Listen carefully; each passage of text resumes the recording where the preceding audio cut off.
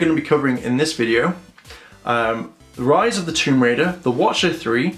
Again, I don't know if Killer Instinct was one. If not, it's going to be Phantom Dust, Tom Clancy's The Division, Scalebound, and Crackdown 3. They were all the ones. Now again, I'm going to possibly leave out Killer Instinct because I think that was done last year, but it was mentioned today, so I may briefly come on topic of that one. My favourite out of the entire lot has got to be Rise of the Tomb Raider. Now, when I was watching it, I didn't realise it was that. Starts off with just a trailer. It was Lara in a psychiatrist's office just talking about stuff, and then that was possibly it.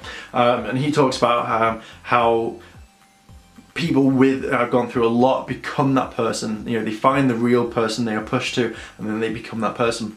This was amazing because you could see Lara being antsy. She was tapping her foot, she was moving her fingers, and she wanted to get out there.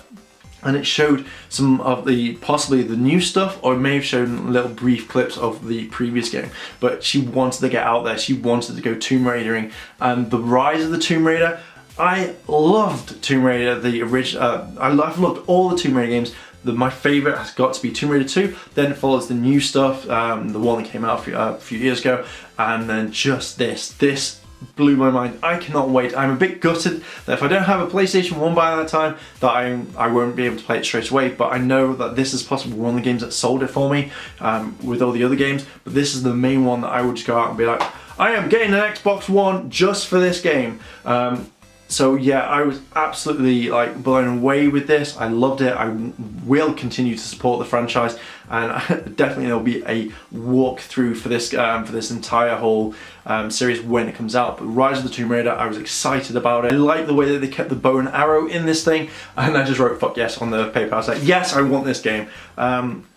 It looked like a movie, it looked really realistic, the movement of the character, the doctor's face, the fingers, everything. I was impressed, and I know this is going to be an absolutely awesome game. The Watcher 3, I wasn't that interested in. I actually got bored of it. It just reminded me a lot of other stuff. I don't know if there are any The Watcher 3 fans out there, but this game just seemed a little bit boring to me, and I really didn't want to kind of watch it. I watched it halfway through, and then I was just waiting for the next film to come out, next game to come out, should I say, and that was pretty much it. There wasn't much to say. It looked interesting, you could pick up tracks, you could do stuff, you could kill people, and that was possibly it. Killer Instinct, I'm going to add this one in anyway, even if it wasn't premiered. I just saw the sign, and previously I saw them talk about it. Now, I have not played Killer Instinct since the first one, so I don't know if there are thousands of other Killer Instinct games. I wanted to play this. It sucked me in with the story of this guy saying like, I left for fame and fortune, and it's all kind of empty, etc, etc. But that kind of thing drew me in straight away, and I really wanted to play it. I want to see it. So again, it might be a purchase that I would do, or I'd actually watch someone else play it. Again, it looked interesting, but the next game, which is done by the same people, I think, or it's the same thing, was Phantom Dust. Now, I thought this was Panzer Dragoon Saga because it looked very much similar to it. I was like, wow, they're bringing this one back. And it just shows off by this guy running, you know, and this masked dragon pops down, and this other monster's coming along, and suddenly this guy just puts headphones on and just starts listening to a beat and just destroys this monster with the help of his dragon friend or partner.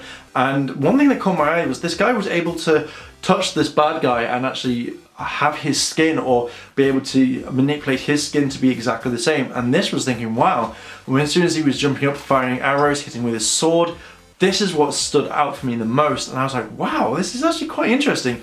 Again, another game that I don't think I would have ever looked at properly without seeing E3, and I was quite excited.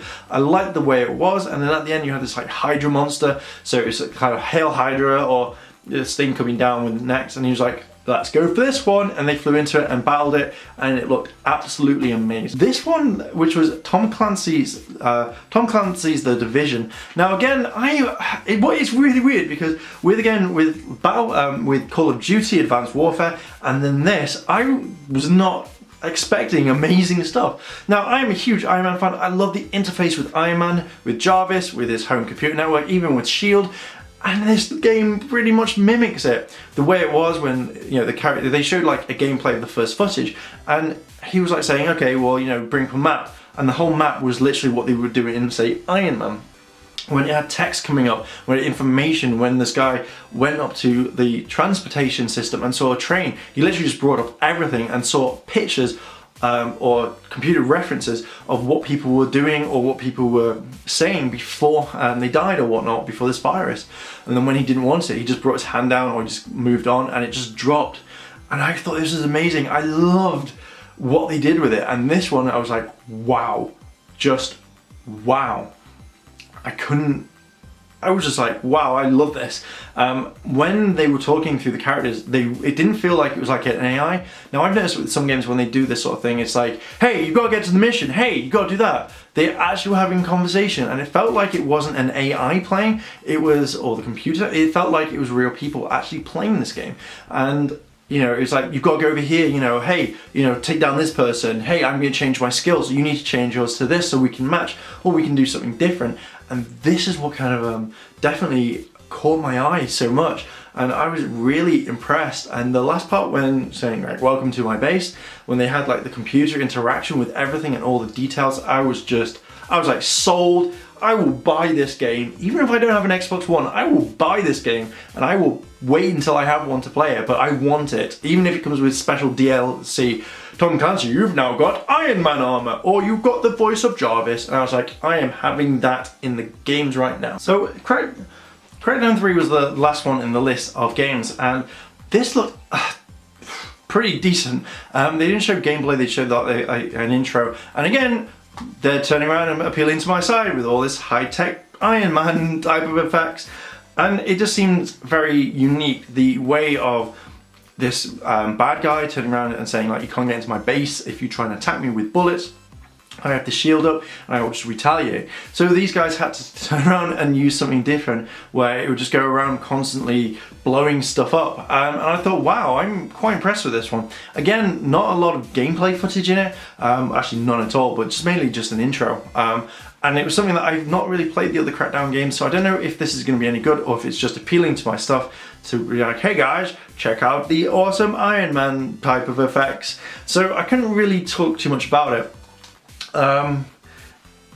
It just looked dark and looked cool and interesting, and that's what I like. I know at the moment they're doing a lot more games covering E3, so we're going to be talking about this all week because it's E3 week and there'll be lots of videos and my thoughts on everything. My last thoughts on the games that were released today at the big major press office, the big event, was I am blown away with the amount of stuff that's coming out from Microsoft, even with dev kits, as well as Tomb Raider the most, and even Tom Clancy. And all these games, I think this year is going to be an absolute amazing way for games and the way it is going to come out. We have a lot of stuff that I want to cover, a lot of news. Everything is just going to be E3 week. So hopefully these videos will be split, or all these videos will be on the main channel as well as they're going over to Yatta Games, so we can talk about them more. And we may get some people in and talking about exactly what they are excited about, how they want it, and what they want to do with these games. So yeah,